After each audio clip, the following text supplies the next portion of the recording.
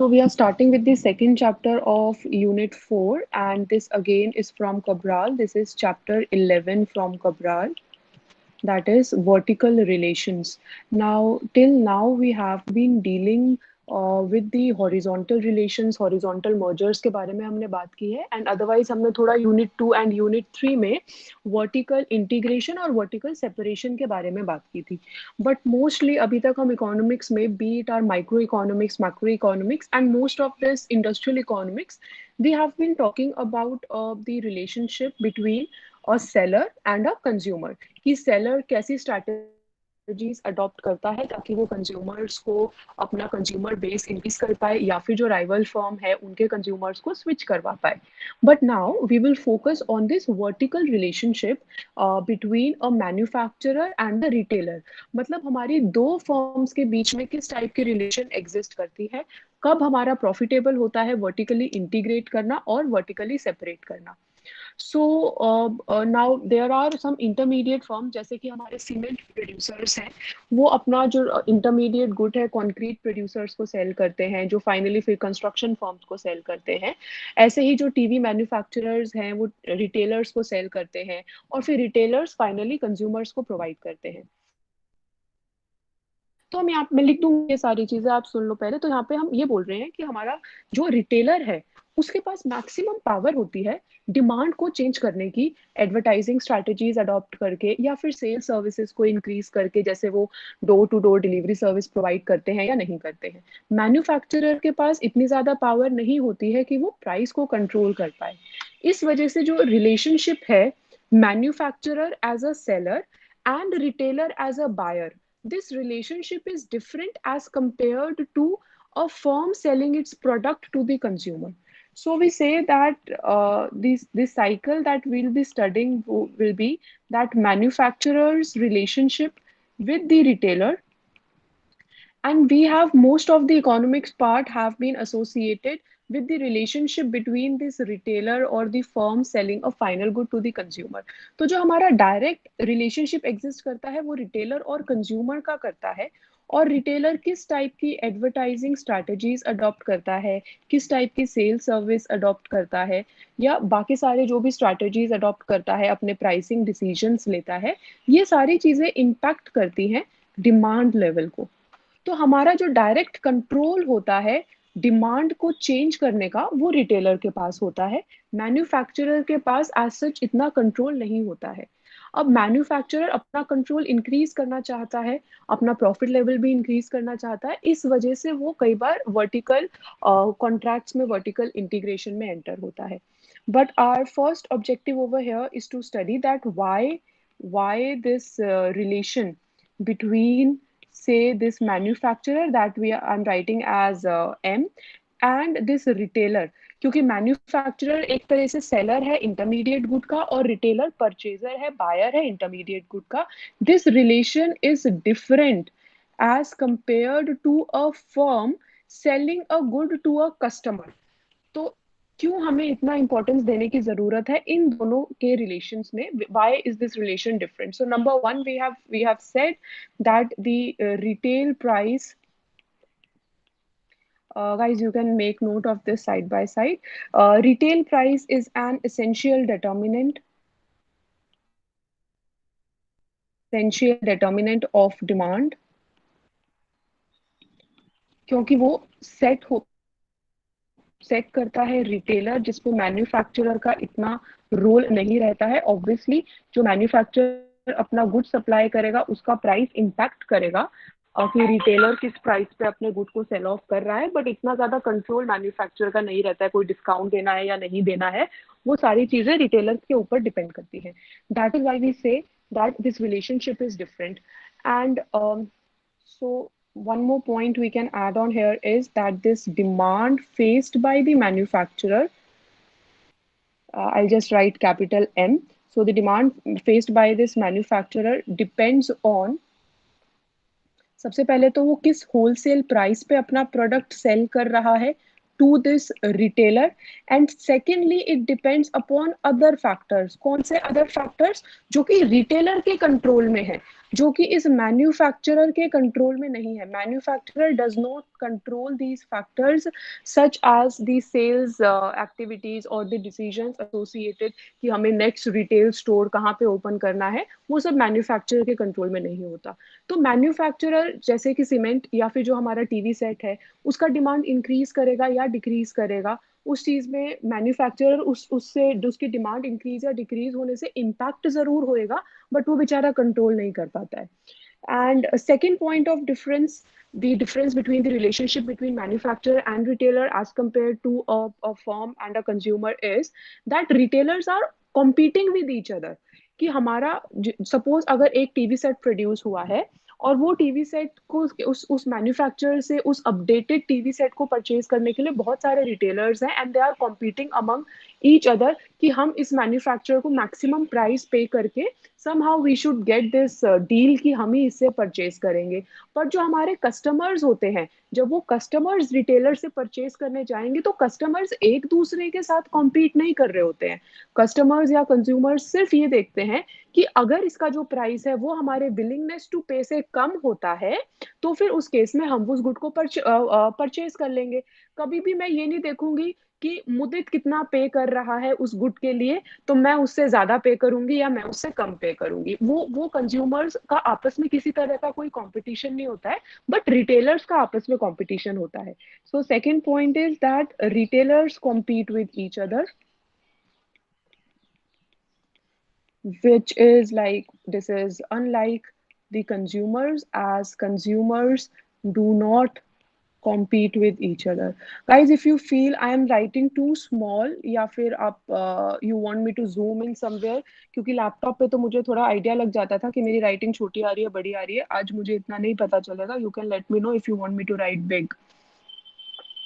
So that is why we say that a separate treatment is required, a separate type of study is required when we talk about the vertical relations. Vertical relations मतलब जो relations हमारे firms के बीच में exist करते हैं.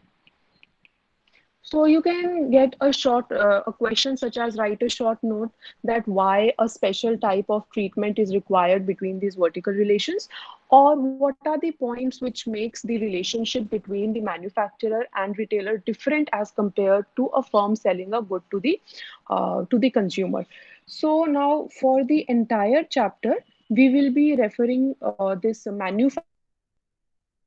Manufacturer as an upstream firm. जो upstream firm है उसको हम सॉरी जो मैन्युफैक्चरर है उसको हम अपस्ट्रीम फर्म बोलेंगे, और जो हमारा रिटेलर है उसको हम डाउनस्ट्रीम फर्म बोलेंगे. So retailer is termed as a downstream firm. Manufacturer such as जो सीमेंट प्रोड्यूस करेगा वो फिर अपना कंक्रीट प्रोड्यूसर को सेल करेगा, या फिर जो व्हीट फ्लावर प्रोड्यूस कर रहा है सपोज वो ब्रेड में कन्वर्ट करने वाले को हम रिटेलर बोलेंगे या डाउनस्ट्रीम फर्म बोलेंगे. तो इस एंटायर चैप्टर में हमें ये डिस्कस करना है about the vertical relationships between this upstream firm and this downstream form. यहाँ पे मैंने सेलिंग लिखा है ताकि क्लियर हो जाए कि अपस्ट्रीम फॉर्म ही इंटरमीडिएट गुड सेल करती है डाउनस्ट्रीम फॉर्म को. So I'll just open this entire page. You can note this down. I'll give you 1-2 minutes, and then I will switch on to the next point. That is the major point of our discussion for today, and that is important also. If you want me to explain something, you can unmute and speak.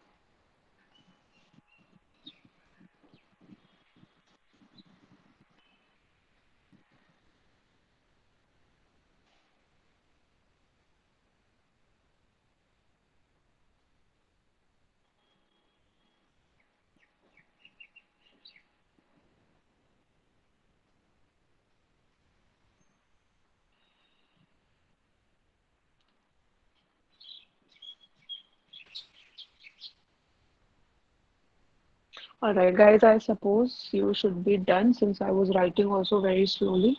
So the next objective is um,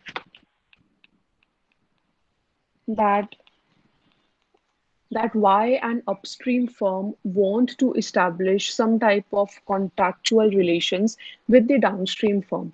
मतलब जो manufacturers है क्यों वो ज़्यादा interested होते हैं vertical integration में as compare to vertical separation? तो इसमें हम हमें आंसर देना है using the concept of double marginalisation problem and two part tariff. आपका double marginalisation problem and two part tariff पूरा 15 नंबर का क्वेश्चन भी आ सकता है, एंड अदरवाइज सिर्फ डबल मार्जिनलाइजेशन आपका 10 मार्क्स का क्वेश्चन भी आ सकता है. This is an important topic from this chapter and this unit. So the objective over here is that to understand that why an upstream firm, by upstream firm we mean the manufacturers, they want to establish contractual terms with downstream firm. By downstream firm we mean the retailers. मतलब वो क्यों चाहते हैं vertical integration rather than vertical separation. So naturally अब हम forms की बात कर रहे हैं तो हमें प्रॉफिट लेवल की बात करनी पड़ेगी, और अगर हम बोल रहे हैं कि जो हमारा अपस्ट्रीम फॉर्म है वो वर्टिकल इंटीग्रेशन चाहता है, इसका मतलब कि उसका जो प्रॉफिट लेवल है वो वर्टिकल इंटीग्रेशन में ज़्यादा होना चाहिए, जब भी तो वो वर्टिकल इंटीग्रेशन को प्रेफर करेगा. तो हमें वही डायग्रामेटिकली एंड यूजिंग इक्वेशंस हमें ये प्रूव करना है that the profit of vertically integrated form, the joint profit of this vertically integrated form is greater than the vertical separation. We want to prove that. There is one more small sentence in your books that actually says कि ये जो भी हमारे contractual clauses होते हैं इनको vertical restraints भी बोला जाता है. और वर्टिकल रिस्ट्रेंट्स इसलिए बोला जाता है क्योंकि ये जब मैन्युफैक्चरर या जो हमारा अपस्ट्रीम फर्म है वो जब डाउनस्ट्रीम फर्म या रिटेलर के साथ कोई कॉन्ट्रैक्ट करेगा तो नेचुरली जो रिटेलर है उसके पास इतना फ्री हैंड नहीं रहेगा अपनी पॉलिसी को अपने आप डिसाइड करने का. तो ये जो अपस्ट्रीम फर्म है क्योंकि वो डाउनस्ट्रीम फर्म को रिस्ट्रिक्ट करने की कोशिश करेगा अपने हिसाब से, उसको रिस्ट्रेन करने की कोशिश करेगा, इसलिए जो ये क्लॉज होते हैं इन क्लॉज को वर्टिकल रिस्ट्रेंट्स भी बोला जाता है. या फिर जब हम एडवर्टीजमेंट सुनते हैं एफएम पे या टीवी पे, फटाफट बोल देते हैं ना वो 30 सेकेंड्स के अंदर terms and conditions apply. So that is like a restraint which is acting on the customers कि ठीक है हम आपको ये ऑफर तो दे रहे हैं बट इट इज नॉट कि आप इसको फ्रीली कंज्यूम कर सकते हो, there are certain conditions associated with it. So such type of restraints also exist between the firms as well. Now let us talk about this objective कि हमें ये prove करना है कि ऐसा क्यों होता है. In order to explain this, we will have to understand the topic of double marginalization and two-part tariff.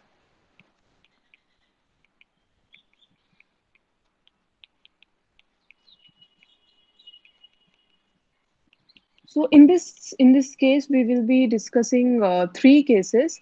So number one, case one is when we are, जो पहले कुछ common चीजें हैं जो applicable है वो हम लिख लेते हैं. Number one is that this is an upstream firm which will be denoted by this M, that is a manufacturer.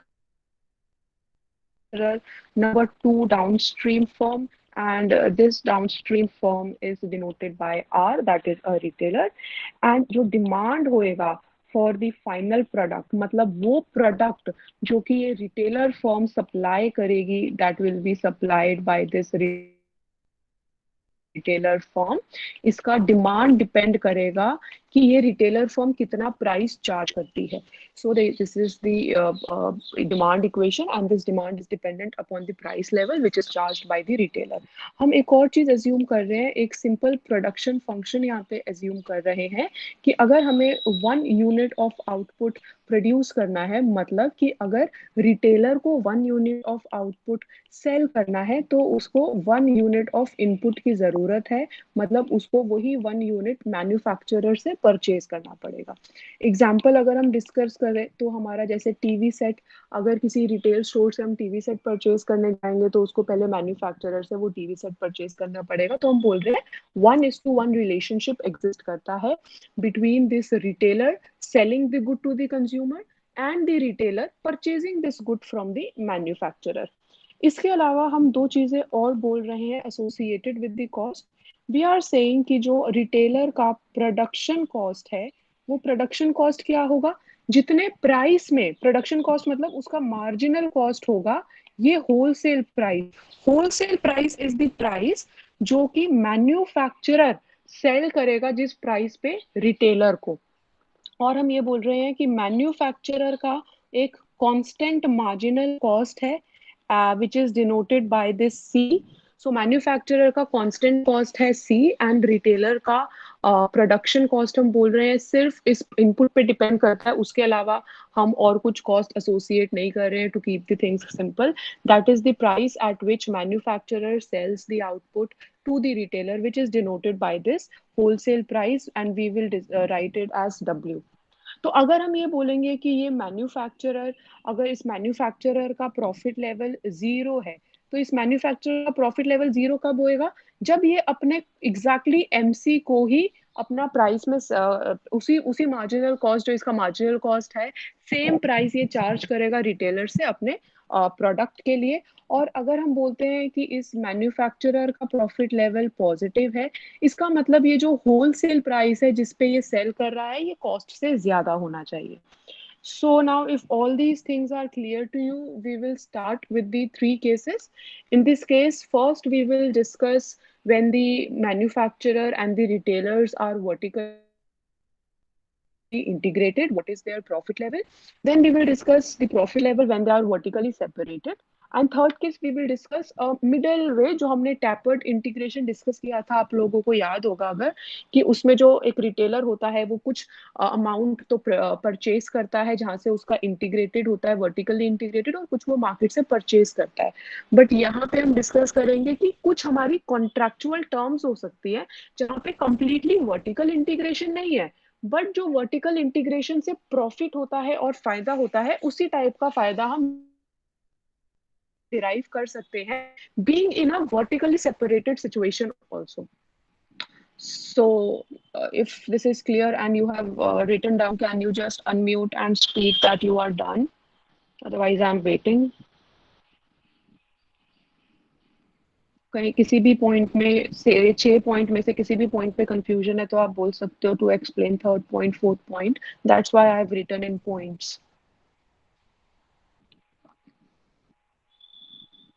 Please let me know when you are done.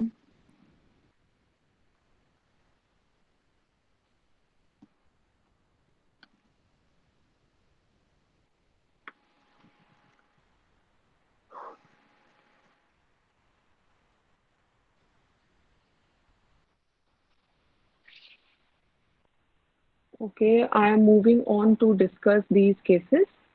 अगर किसी को वेट करना है तो आप बोल देना to wait. Let us start discussing case one. So case one is, we are saying that this manufacturer and the retailer are vertically integrated.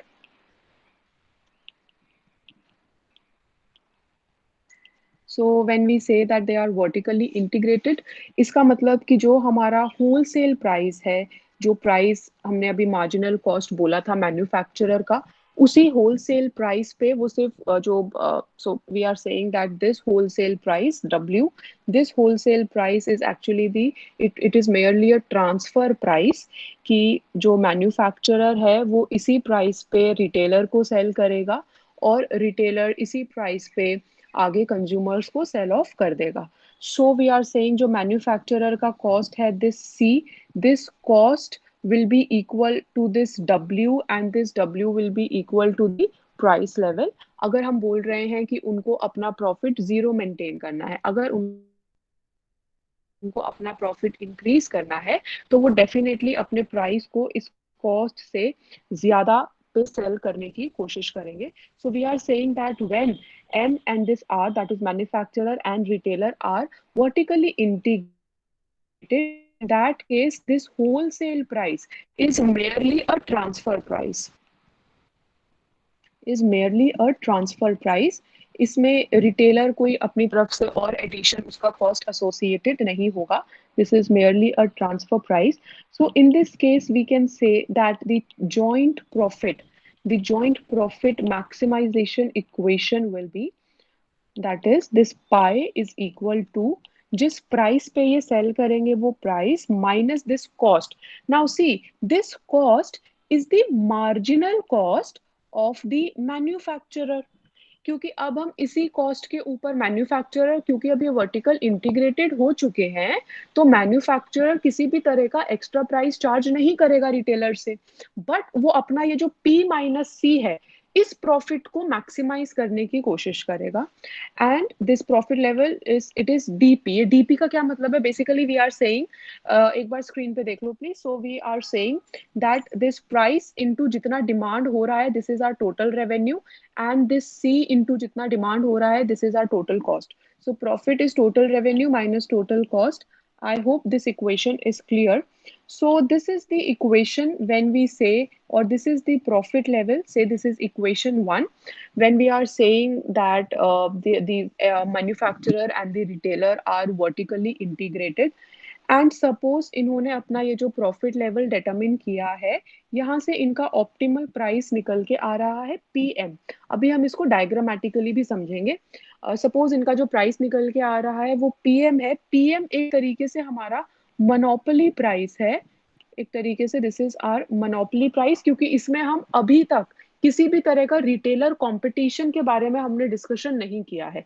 अभी हम यहाँ पे ये एज्यूम करते हुए चल रहे हैं कि कोई रिटेलर कंपटीशन नहीं है, कोई मैन्युफैक्चरर कंपटीशन नहीं है, और मैन्युफैक्चरर को और रिटेलर को कंप्लीट इंफॉर्मेशन है एक दूसरे के प्रोडक्ट्स के बारे में, मतलब जो इंटरमीडिएट प्रोडक्ट है उसके बारे में, कॉस्ट के बारे में। तो जब ये दोनों वर्टिकली इंटीग्रेट हो जाएंगे तो ये मोनोपोली प्राइस चार्ज कर पाएंगे, as there is no other competitor in the market. So let us say that this PM is the monopoly price that maximizes the profit. That maximizes the profit. Now let us consider case 2. So in this case, suppose that manufacturer and retailer are vertically separated. So when they are vertically when they are vertically separated, in that case the M will determine this M, manufacturer will determine the wholesale price, क्योंकि वो अपना अब कुछ तो profit maintain करेगा। पहले हमने बोला था कि हमारा जब ये मोनोपोली प्राइस चार्ज हो रहा है तो इस केस के अंदर हमारा कॉस्ट होलसेल प्राइस के ही इक्वल है, पर अब जब हम लोगों का मोनोपोली प्राइस चार्ज नहीं हो रहा है और ये मैन्युफैक्चरर अपना प्रॉफिट लेवल इंक्रीज करना चाहता है, तो ये जो होलसेल प्राइस है ये ग्रेटर देन कॉस्ट हो जाएगा, वो अपना कुछ प्रॉफिट लेवल मेंटेन करेगा। So in that case this manufacturer will determine the W and this W will be greater than the cost. I hope you are getting this reason. If it is not clear मुझे बता देना, मैं एक example लेके आपको explain कर दूंगी। Numerical, random numerical example I will take.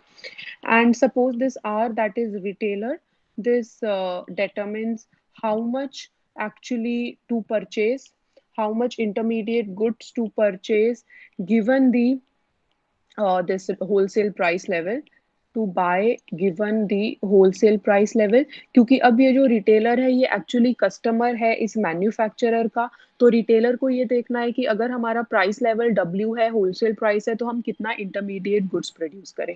उसके बाद रिटेलर का ही काम है कि वो अब फाइनली अपने प्रॉफिट को मैक्सिमाइज करे।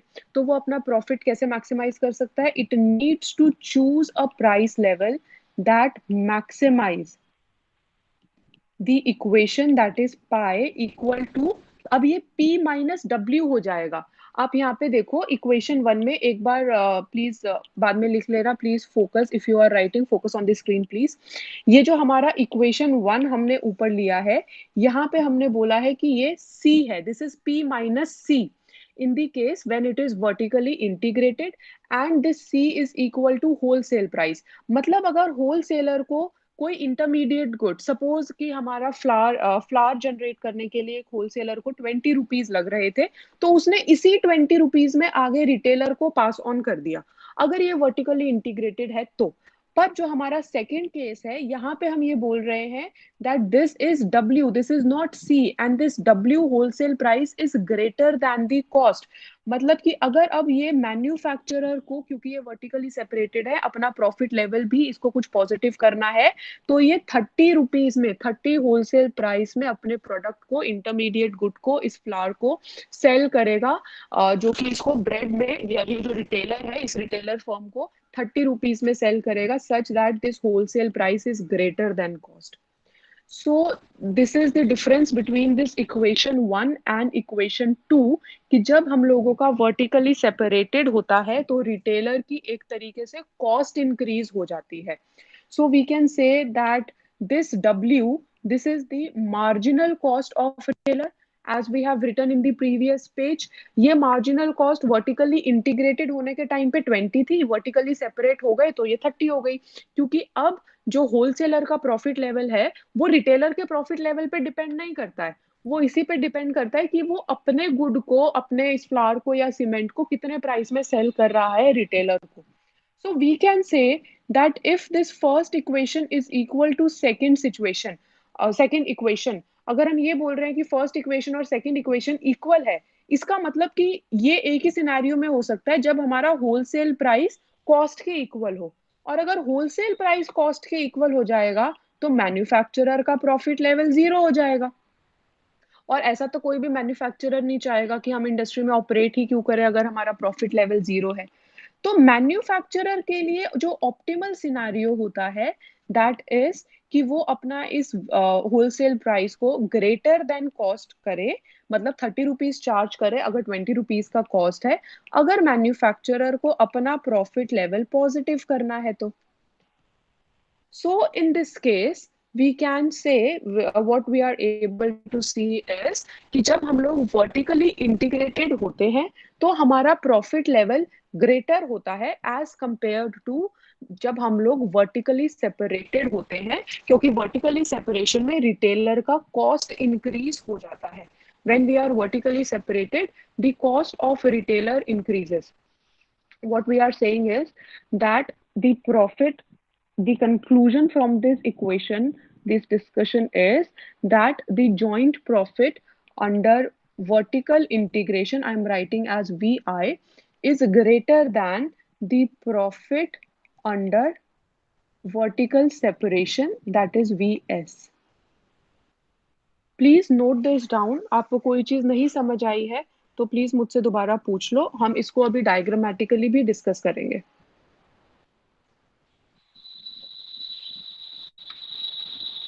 And just to remind, I am not able to see your chat messages, क्योंकि मैं अगर वो विंडो ओपन करूंगी तो आपके सामने से ये पेज हट जाएगा, so you will have to speak.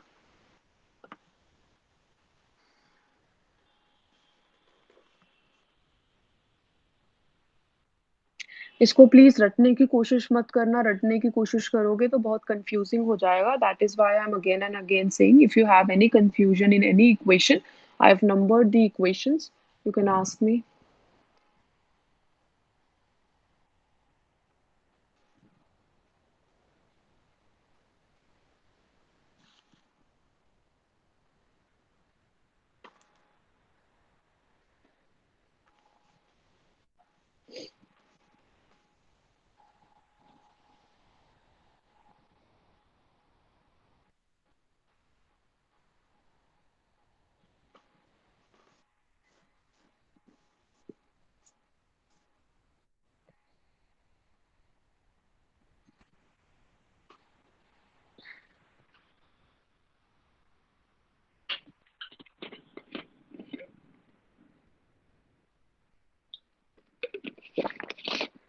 Okay, I'm starting with the diagrammatical explanation of this.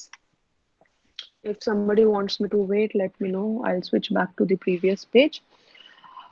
So in this case, yeah, this is the diagram.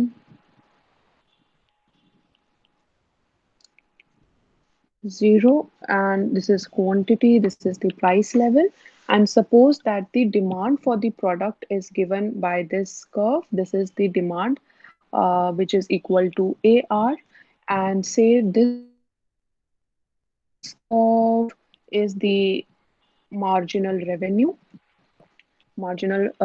Revenue again, क्योंकि अब ये जो हमने ड्रॉ किया है ये हमने रिटेलर और कस्टमर के बेसिस पे किया है। मतलब कि हमारा उस फाइनल गुड जो हमारा प्रोड्यूस हो रहा है, जैसे कि जो ब्रेड है, उस गुड का डिमांड कितना है, और मार्जिनल रेवेन्यू उसके अकॉर्डिंग जो मार्केट में प्राइस चलेगा, जिस जिस प्राइस पे रिटेलर सेल करेगा, उसके अकॉर्डिंग ये मार्जिनल रेवेन्यू हमने यहाँ ड्रॉ किया है। अब इसके अंदर जो हमने केस 1 लिया था, this case 1, this was vertical separation, या पहले वर्टिकल इंटीग्रेशन हम डिस्कस कर लेते हैं, that would be easy. So vertical integration में क्या होएगा कि हमारा M R marginal revenue equal to marginal cost. अब यहाँ पे जो ये मार्जिनल कॉस्ट है, this marginal cost is equal to the cost of the manufacturer. और हमने अभी ये सब डिस्कशन स्टार्ट करने से पहले बोला था that this cost is a constant cost and it is denoted by this level C. Suppose this constant cost is denoted by, this is marginal cost, and this is denoted by this level C. तो अब अगर ये vertically integrated है तो हम लोगों का यहाँ पे M R equal to M C हमारी इक्विलिब्रियम कंडीशन होती है, if you guys remember. So वो हमारा यहाँ पे इंटरसेक्शन होएगा अगर ये वर्टिकली इंटीग्रेटेड फॉर्म्स हैं तो। सो इसके according our price level and the demand will be determined in this way. I hope you guys are able to recall the diagrams of microeconomics. So this will be the price. PM denotes if this is a monopolist मतलब कि हमारा vertical integrated situation हो गई है, and the price is PM, that is the monopoly price, that is the monopoly price. And say this point is F, this point is G, and suppose this is the A point and this is QM. So this is the situation when there is a vertically integrated scenario. Now let us discuss about case 2. So case 2 is, say, vertical separation. Vertical separation. So under this case now again vertical separation है, तो हमने ये discuss किया है कि vertical separation के case में जो होलसेलर है, वो होलसेलर या जो मैन्युफैक्चरर है, वो इस डब्ल्यू प्राइस पे रिटेलर को अपना प्रोडक्ट सेल करेगा। इसका मतलब जो रिटेलर का, एक बार प्लीज इसको समझ लेना, इसका मतलब जो रिटेलर का मार्जिनल कॉस्ट होगा, that retailers marginal cost will be W wholesale price. अब वो सी तो नहीं होगा ना, सी तो वो जब भी होएगा जब वर्टिकली इंटीग्रेटेड है, वर्टिकली सेपरेटेड है, तो होलसेलर अपना एक डब्ल्यू लेवल प्राइस पे अपने इंटरमीडिएट गुड को रिटेलर को सेल करेगा। इसका मतलब कि जो हमारा ये रिटेलर सेल होएगा वो एक तरीके से जो हमारा होलसेल प्राइस है, जो पहले हमारा ये पीएम था, this is actually the wholesale price, this PM is actually the wholesale price, this one. अब जो हमारा रिटेलर को देखना है कि उसका M R equal to M C होना चाहिए, M R is equal to M C. अगर किसी को कोई पॉइंट समझ नहीं आए तो आप एक बार वेट कर लो, मैं डायग्राम का एक्सप्लेनेशन फिनिश कर दूंगी, then I will again explain this if any point is not clear to you. So we are saying that this PM is actually the wholesale price which acts as the cost of this retailer. तो अब इसको अगर अपना cell करना है, price determine करना है या इक्विलिब्रियम डिटरमिन करना है, so it will take M R equal to M C. तो इसका ये जो एम आर कर्व है ये इस पर्पल लाइन से डिस्प्ले होएगा, और जो इसका ये पीएम है, ये जो इसका होलसेल प्राइस है, ये हमारा इस पीएम से डिस्प्ले होएगा जो इसका मार्जिनल कॉस्ट है। So the marginal cost condition MR equal to MC will exist at this point A, and at this point the quantity of this retailer will be determined by, say, this is our E point, and when we will join this point of demand curve to the x-axis, we will get this QR, and this is PR. So now in this scenario, since the quantity is reduced as the price is increased, price क्यों increase हुआ? क्योंकि अब wholesaler इस C level पे supply नहीं कर रहा है, इंस्टेड रिटेलर को एक होलसेल प्राइस पे सप्लाई कर रहा है, that is equal to this PM. So the price has also increased, and we can say that this rectangle represents the profit of this retailer, that is PREATM. मैं इसको नीचे लिख भी दूंगी. And the profit of manufacturer is this pi m, that is this PM minus this cost pi m. इसका मतलब profit of manufacturer अगर हम इसको बी से लिखते हैं इज PMABC. तो हम ये बोल रहे हैं कि अगर ये वर्टिकली सेपरेटेड होंगे, let me write this down, अगर ये वर्टिकली सेपरेटेड होंगे तो इनका जो प्रॉफिट लेवल है, that profit level will be pi R plus pi M, that will be PREAPM plus CPMAB, whereas if they are vertically integrated, if they are vertically integrated, then the profit level will be determined by this entire rectangle, that is PMFGC. By comparing these two things, that is by comparing, I am highlighting this portion, that is by comparing this pi r plus pi m and this entire rectangle, we can see कि जो हमारा ये PMFGC है, this is greater than CPREB, जो इनका joint profit आ रहा है, जो आ रहा है CPREB.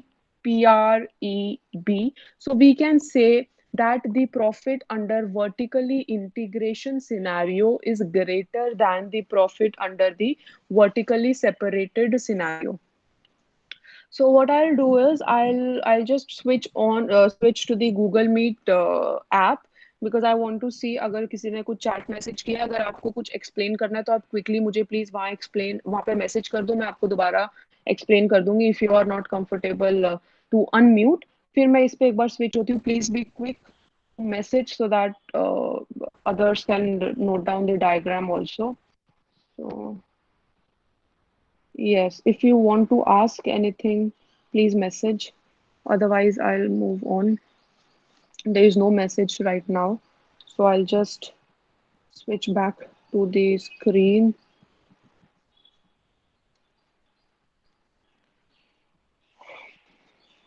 Yeah, so you can note this entire thing down.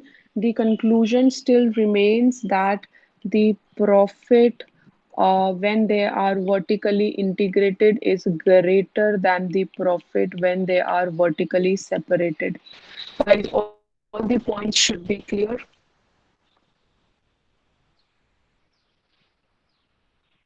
This is actually the diagram for double marginalization problem. I'll explain that also once you are done with the diagram. I'm giving you 1 to 2 minutes. Please draw this.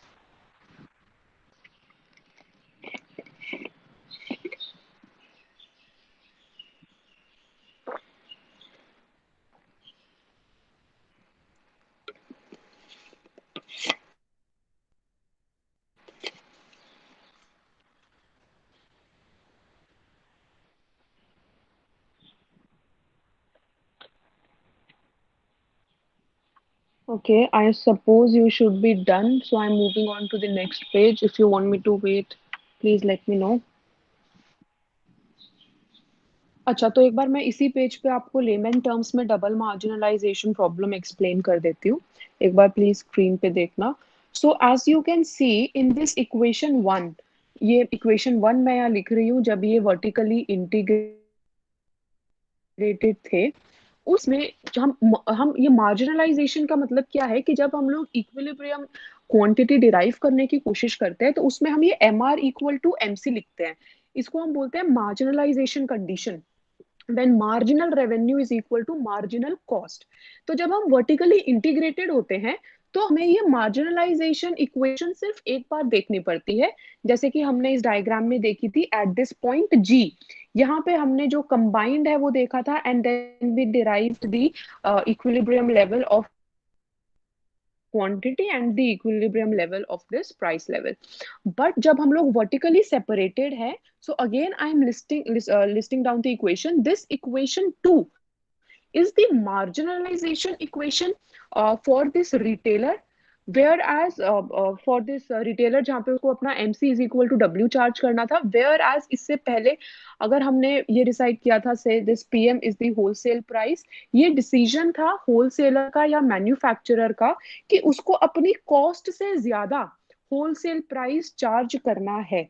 तो एक तरीके से यहाँ पे हमारी दो बार marginalisation condition analyse हुई है, एक बार रिटेलर ने की है और एक बार मैन्युफैक्चरर ने की है। तो क्योंकि ये डबल मार्जिनलाइजेशन अकर हुआ है when the manufacturer and retailers are vertically separated, इसकी वजह से हमारे जो प्रॉफिट लेवल होते हैं जब वर्टिकल सेपरेशन होता है वो कम होते हैं as compare to the profit level when the firms are vertically integrated. So इसी रिगार्ड्स पे बहुत बार बोला जाता है that double marginalisation problem is an argument that is put forward so that there can be vertical integration. क्योंकि इसमें तो हमारा लॉस भी होता है ना, अगर आप देखोगे इस डायग्राम में, अगर आप देखोगे कि जो हमारा पहले प्राइस चार्ज हो रहा था वो सिर्फ PM चार्ज हो रहा था, तो उससे तो हमारा कंज्यूमर बेस भी इंक्रीज हो रहा था, क्वांटिटी भी इंक्रीज हो रही थी। बट अगर हमने इसका वर्टिकल सेपरेशन हो गया और ये रिटेल प्राइस इंक्रीज होके PR हो गया, तो एक तरीके से कंज्यूमर सरप्लस भी तो रिड्यूस हुआ। पहले जो हमारा कंज्यूमर सरप्लस हो रहा था वो हो रहा था PMPF, अब जो हमारा कंज्यूमर सरप्लस हो रहा है that is just this PRDE। तो हमारा कंज्यूमर सरप्लस भी रिड्यूस हो रहा है, हमारा प्रोड्यूसर सरप्लस भी रिड्यूस हो रहा है, हमारा टोटल प्रॉफिट लेवल भी रिड्यूस हो रहा है। तो ये सारी प्रॉब्लम्स अकर होती हैं अगर डबल मार्जिनलाइजेशन होता है तो। इसीलिए फर्म्स वर्टिकली इंटीग्रेटेड होना प्रेफर करती हैं। बस प्रॉब्लम ये होती है कि जो रिटेलर फर्म है या जो डाउनस्ट्रीम फर्म है उसको एक तरीके से फ्री हैंड नहीं मिल पाता है। वो अपने प्राइसेस को, सेल्स स्ट्रैटेजी को, सब कुछ उनको एक साथ मैन्युफैक्चरर के साथ काम करते हुए डिसाइड करना पड़ता है। That is why sometimes the retailer firms hesitate to enter into a type of agreement or a contract or a vertical integration scenario. I hope layman terms में clear हो गया होगा. I'll just draw some flow chart for you so that you can remember. So double marginalization problem आपका जब भी आएगा, चाहे 5 number में क्यों ना आए, आपको ये डायग्राम एक्सप्लेन करना ही करना है। And as per my experience I can tell you, last time बच्चों का प्रिपरेशन अच्छा था but they were not satisfied with their marks, most of them। जैसे मैक्रो में तो उनको था कि ठीक है अगर हमने पढ़ा है तो हमारे नंबर आ गए, तो उनको लग रहा था यहाँ पे भी आ जाएंगे। बट जब हम दूसरे कॉलेजेस के पेपर्स चेक करते हैं ना, वो बहुत ज्यादा लिखते हैं। I am no way I am encouraging to fill pages unnecessarily, but मुझे ये नहीं पता कि क्योंकि उन कॉलेजेस की टीचर्स उनको इस तरीके से बोलती हैं कि ज्यादा लिखना है since this is a theoretical paper, या फिर वो ऐसी एक्सपेक्टेशंस फ्रेम करती हैं। I really don't know the reason, but I have over last 3-4 years I have realise this thing कि दूसरे कॉलेजेस के बच्चे बहुत ज्यादा लिखते हैं। इनफैक्ट अभी जो फाइनल ईयर एग्जाम्स हुए हैं उसमें भी मैंने यही रियलाइज किया है कि हमारे बच्चों ने 3-3 4-4 पेज में 18 नंबर का क्वेश्चन खत्म कर दिया है। And when I'm comparing this with the other college students, they have actually filled about 9 and 10 pages for the same question. तो जब कोई भी एग्जामिनर दो बंडल लेके चेक करेगा ना, उसको नेचुरली डिफरेंस पता चलेगा। So that examiner will not be so free to give you marks because he has already seen a good paper, good set of papers जहाँ पे शायद अननेसेसरी या बार बार चीजें रिपीट करके लिखी हुई हैं। सो प्लीज अगर जहाँ पे आप डायग्राम बना सकते हो वहां डायग्राम जरूर बनाना, obviously not compromising on your other questions, but please ensure that if you have time then don't stop writing, explain whatever you can explain, give examples, refer to some case studies, उस तरीके से explain करने की कोशिश करना। So now back to this double marginalization problem. So it basically means कि एक बार retailer अपने profit set करने के लिए अपना marginalization condition impose करता है, और एक बार जो मैन्युफैक्चरर है वो अपना मार्जिनलाइजेशन कंडीशन सेट करता है। तो एक तरीके से हम ये बोल रहे हैं कि हमारे दो मोनोपोली डिसीजंस अकर हो रहे हैं, क्योंकि हम अभी कंपटीशन को कंप्लीटली अवॉइड कर रहे हैं। We are saying that two monopoly decisions are being made. So that is why we say, और इसमें हमें ये भी एक्सप्लेन करना है कैसे जब डबल मार्जिनलाइजेशन होता है, मतलब जब वर्टिकल सेपरेशन होता है, तो हमारा प्रॉफिट कम होता है as compare to vertical integrated scenario. And that is why we say that double marginalisation problem is an argument in favor of vertical integration.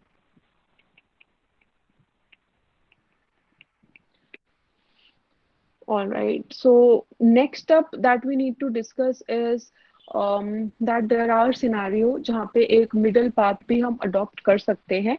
मतलब जरूरी नहीं है कि हम fully integrate कर जाएं।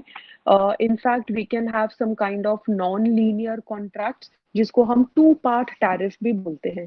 जैसे कि हमें नेम सजेस्ट कर रहा है, टू पार्ट टैरिफ मतलब होता है कि जो होलसेलर है, ये जो हमारा मैन्युफैक्चरर है, ये मैन्युफैक्चरर एक तो होलसेल प्राइस चार्ज करेगा।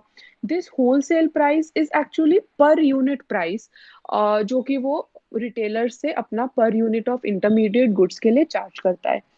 इसके अलावा ये एक फीस भी चार्ज कर सकते हैं जिसको फ्रेंचाइजे फी बोला जाता है, और ये फी हमारा फिक्स्ड होता है। ये इस तरीके से एक्ट करता है कि ठीक है, आपको हमारे साथ अगर कॉन्ट्रैक्ट में आना है और आपको हमसे कोई good purchase, intermediate goods purchase करने हैं, तो फिर हम पहले आपको हमें ये एक फिक्स्ड फी पे करनी पड़ेगी, उसके बाद हम अलग से पर यूनिट आपको आपके ऊपर चार्ज लगाएंगे। इसका मतलब टू पार्ट टैरिफ मतलब दो तरीके से हमारी कॉस्ट एसोसिएटेड है। One is this fixed fee, that is suppose franchise fee, and the other is से दिस इज होलसेल प्राइस जो पर यूनिट मैन्युफैक्चरर या अपस्ट्रीम फर्म चार्ज करता है डाउनस्ट्रीम फर्म से। इसको नॉन लीनियर कॉन्ट्रैक्ट्स भी बोले जाते हैं। This is non linear contract. Now this manufacturer ये अपना जो होलसेल प्राइस है ये कॉस्ट के इक्वल ही चार्ज करेगा। अब देखो, हमने पहले भी ये बोला था कि जब भी मैन्युफैक्चरर, अगर वो उसका 20 रुपए का कॉस्ट लग रहा है और वो 20 रुपए में ही सेल कर रहा है, सो इस केस में इसका प्रॉफिट लेवल 0 हो जाएगा। बट अब मैन्युफैक्चरर क्योंकि कंप्लीट इंटीग्रेशन में नहीं जा रहा है रिटेलर के साथ, तो मैन्युफैक्चरर एटलीस्ट अपना एक प्रॉफिट लेवल तो मेंटेन करेगा। वो जो उसका प्रॉफिट लेवल है वो उसको उस फिक्स्ड फी के टर्म्स में मिलेगा। तो इंस्टेड कि मैन्युफैक्चरर पर यूनिट अपना प्रॉफिट इंक्रीज करे, उसने पहले ही अपना एक फिक्स्ड फीस ले लिया है कि ये फिक्स्ड फीस है और इसके बाद हम आपको सेम कॉस्ट पे प्रोवाइड करने वाले हैं। So in this case the profit of this vertically integrated firm, vertically integrated सिर्फ हम इस सेंस में बोल रहे हैं कि किस कॉस्ट के ऊपर, जो पर यूनिट कॉस्ट है, क्या पर यूनिट कॉस्ट के ऊपर हमारा प्रॉफिट होएगा, दैट वुड बी पीएम, जो प्राइस हम चार्ज करेंगे monopoly price minus this cost, क्योंकि अभी हम सिर्फ पर यूनिट कॉस्ट की बात कर रहे हैं, और ये जो पर यूनिट कॉस्ट है ये हमारा होलसेलर के इक्वल होएगा। सो इसकी इसकी वजह से क्या होगा कि हमारा प्राइस इतना ज्यादा इंक्रीज नहीं होएगा जितना ज्यादा इंक्रीज होना चाहिए था। अब इस केस में हमारे तीन टाइप के इफेक्ट्स होते हैं। ऑब्वियसली ये जो फिक्स्ड फी पे किया है रिटेलर ने मैन्युफैक्चरर को, ये फिक्स्ड फीस तो वो अपने गुड्स में ऐड करेगा ही करेगा। बट अब वो पता है प्राइस क्यों नहीं इंक्रीज करेगा। सपोज पहले क्या होता था कि अगर हमें 10 रुपीज के ऊपर जो एक्स्ट्रा प्राइस होलसेलर चार्ज कर रहा है, सपोज वो 2-2 रुपए का कर रहा है, अब क्या हो गया है, अब होलसेलर ने बोल दिया कि ऐसा है, आप हमको 10 रुपए दे दो फिक्स्ड फी पे, और उसके बाद हम आपको कॉस्ट पे ही जो हमारा कॉस्ट पड़ेगा उसी पे सप्लाई करेंगे। अब ये रिटेलर के ऊपर है कि वो चाहे तो 100 यूनिट्स ले, और वो जो टेन टेन रुपीज का जो फिक्स्ड फी है वो इस 100 यूनिट्स में डिवाइड कर दे उसको, या फिर वो 200 यूनिट का परचेज करे और फिर टेन रुपीज, जो 10 रुपीज है उसको इक्वली डिवाइड कर दे इन 200 यूनिट्स के अंदर। तो प्राइस इंक्रीज जरूर होएगा, पर इतना ज्यादा इंक्रीज नहीं होएगा अगर कंप्लीटली वर्टिकली सेपरेटेड होते तो। अगर कोई है जिसको ये पॉइंट दोबारा एक्सप्लेन करना है, please unmute and speak, since our time is almost over, I want to complete this. If anybody wants me to explain this again, please let me know. So we are saying कि हमारा जो per unit price है वो इतना ज्यादा increase नहीं करेगा इस केस में, and there are three types of effects that we can see. So from the point of the merged firm, from the point of firms, that is this manufacturer and a retailer, M and R, this will be an efficient solution as compared to vertical separation, क्योंकि यहाँ पे हमारा joint profit increase करेगा. Second, अगर हम retailer के aspect से देखें, from the aspect of retailer, the profit will be equal to this pi m, जो वो पहले अर्न करता उसी के इक्वल है. अगर इसके अंदर हम gross of this fixed fee भी कंसीडर करें तो, क्योंकि अब आर जो है, R is this retailer is willing to pay this fixed fee, जो वो अपना इस पाई एम से डेफिनेटली इससे अपना कवर कर सकता है. एंड थर्ड, मैन्युफैक्चरर को ऑल्दो जो वेरिएबल प्रॉफिट है, वो वेरिएबल प्रॉफिट मैन्युफैक्चरर का जीरो रहेगा, क्योंकि वो अपना पर यूनिट जो इंटरमीडिएट गुड है वो तो सेम कॉस्ट पे दे रहा है, पर मैन्युफैक्चरर को प्रॉफिट होएगा, that profit will be equal to this fixed fee. तो इस तरीके से हम ये कंक्लूड कर सकते हैं कि जो हमारा प्रॉफिट लेवल होता है under this non linear contract, this profit level under this non linear contract, मतलब ये जो हमने 2 पार्ट टैरिफ अभी डिस्कस किया है, this is actually equal to the profit under this vertically integrated firm. अगर हम इसको एक्सट्रीम केस में देखें तो ये हमारा almost same level of profit देगा जो कि वर्टिकली इंटीग्रेटेड फर्म हमें देते हैं. तो however in this case the M actually uses its profit level under vertical separation, and this manufacturers जो retailer है वो maximum price इस केस में अपना maximum price charge कर सकता है.